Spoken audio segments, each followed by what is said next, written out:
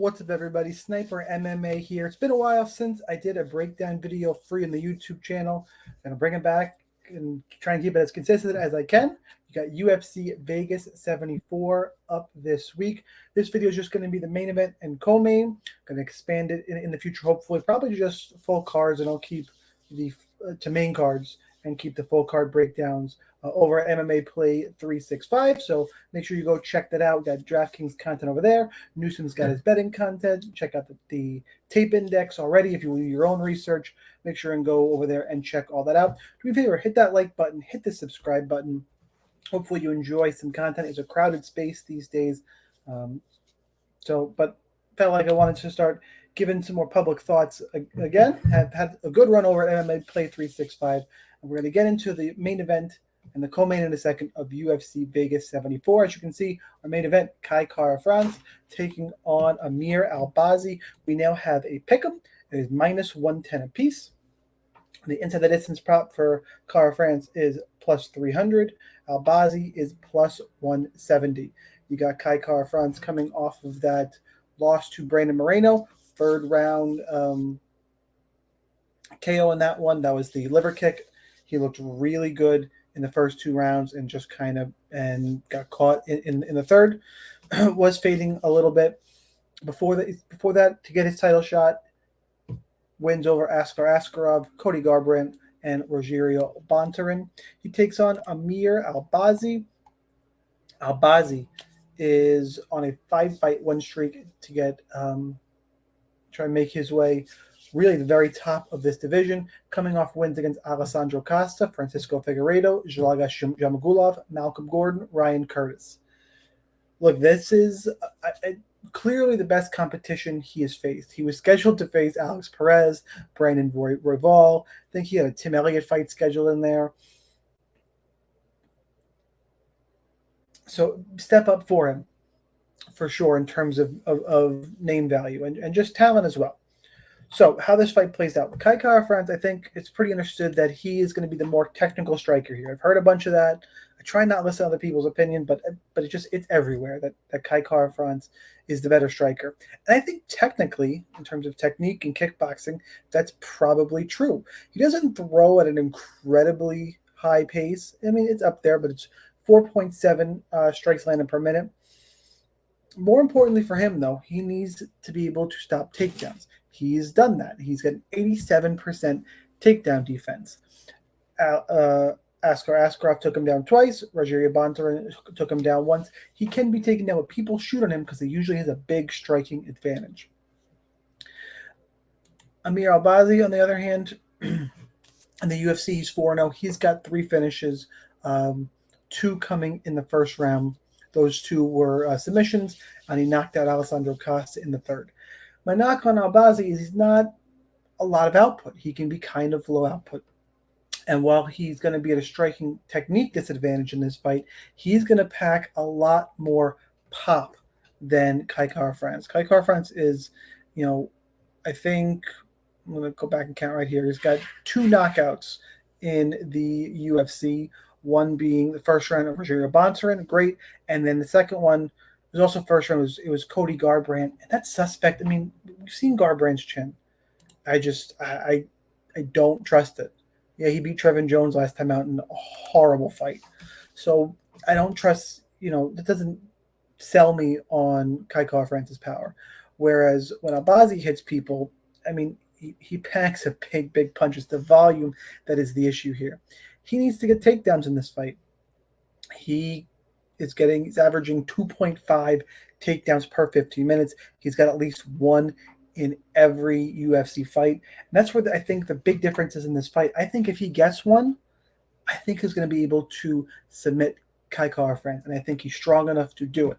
The way I see this fight playing out, I think they're going to probably be a little bit low pace in the first round. You got Amir Albazi with his first main event. And we've seen him fade a little bit. I think he's going to control himself in the first round. Kai Kara-France feel things out. I think Kara-France might even win the first round if it kind of plays out the way I'm thinking. But I think the second round, as they settle into the fight, I think Albazi will get a takedown, and I think he gets his submission. So my official pick for this fight is going to be Amir Albazi via round 2 submission. I think he's got more paths to win than just that. He can land a big bomb at any time in this fight. He does have knockout power for this division. I think at any time he can get a takedown. And even if he doesn't get a finish, he could very well just grind Kara-France out over 5 rounds on the mat. I think he's got advantages, a big advantage on the mat if he can get it there, and I think on the feet he's got the power advantage. Kara-France is going to have to stay at range, make this a kickboxing fight for 25 minutes. I just don't. I think it's going to be hard to do against Albazi, especially we saw the body shots get to him last time out. I think Albazi will have success. Like I said, multiple paths to victory, but official pick is going to be Amir Albazi via round 2 submission. All right, let's talk about the co-main event. We got Alex Caceres taking on Daniel Pineda. Caceres is minus 175, and that is definitely a typo here. So that's awesome here. First, no, it's not. Sorry, I read that backwards. Caceres minus 175. Inside the distance is plus 150, which seems a little high. I definitely wouldn't bet the inside the distance prop on Alex Caceres in most fights, and plus 150 isn't enough juice for me. Whereas you got Daniel Pineda, that is the typo. I'm not going to go back and fix that. I've done this graphic a few times and kind of learning things, so first time back, I'm going to forgive me here. Pineda is actually plus 145. Inside the distance prop is plus 225 for Pineda. I actually think this fight is going to play out much closer than the line here. Last few fights, Caceres has had a bit of a resurgence. Not a guy I typically like to pick, period. Coming off of a win against Julian Erosa. He's actually on a few fights. And then before that, he lost to Sadiq Youssef. And before that fight, he actually had 5 straight wins. Steven Peterson, Chase Hooper, Austin Springer, Kevin Kroom, Sungwoo Choi. Not the best names, but there they are. 5 and was that 6-1 run here? I'm surprised with the run he's made, and he's got some finishes in there. A couple submissions, but I don't think he's going to want to be on the ground with Daniel Pineda in this fight. Pineda's coming off of his own submission win against Tucker Lutz. Before that, lost to Cub Swanson. And he's got a win against Herbert Burns, again, on the ground. That was a crucifix finish. Oh, somewhere in there, he had the no contest against Andre Fili. That was the eye poke fight. So, it's one of those, it seems pretty clear to me that Caceres is going to be a better technical striker, want to keep this at range, and Pineda's going to want to crash forward, maybe look for takedowns, some power shots. It's who's going to get this fight where they want. What's interesting to me is that because of the decrease in importance in the judge's eyes of the grappling and kind of control time, that lends itself, that goes against Pineda. I think Pineda's going to have his moments in the clinch on the ground. Caceres is going to want to keep it at range, just like I said. And I've gone back and forth what I think is going to happen.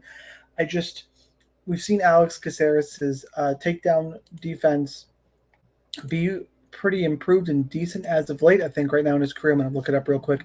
He's at 64% in his career. And he's not really being held down, which is the big thing. No one's got more than 1 takedown on him since the Steven Peterson fight. And in a whole fight, Steven Peterson, with those 2 takedowns, had just over 2 minutes of control time. So I don't know if Pineda's going to be able to control him. Pineda's certainly live for a submission there, and maybe ground and pound, but I just don't think he's going to be able to keep Caceres down. Caceres has shown improvement in that area. I think he's going to keep it at range. I do think Pineda will be landing the more powerful shots when he gets inside. So it's kind of just that, what are the judges going to value? And I think there's going to be slightly more time for Caceres keeping the fight where he wants. And that's really the basis of this pick. I think it's much closer than the line, and the line being, again, this typo in my graphic, so apologies, should be minus 175, plus 145. An official pick for this fight, as you can tell, I've been going back and forth, but I'm going to go with Alex Caceres via split decision. So that's what I got for the UFC Vegas 74 main and co-main events. Hope you like the content. Hope to bring you more. Drop me a comment. Let me know what you guys think. Hit that like button for me. Hope you enjoy the fights this weekend. Good luck and good luck with whatever bet you're making. If you're playing on DraftKings, whatever you're doing, good luck, and I'll check you guys next time.